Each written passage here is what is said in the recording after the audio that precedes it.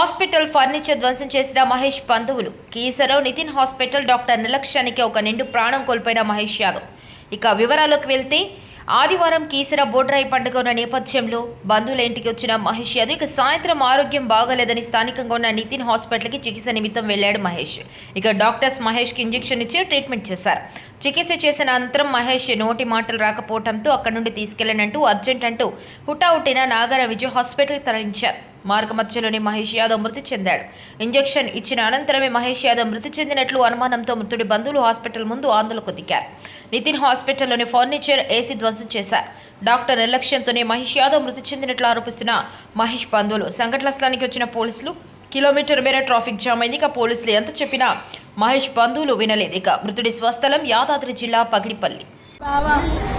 అక్కడ సైడ్కి వస్తుందని ఇంటి దగ్గర చెప్పిండు.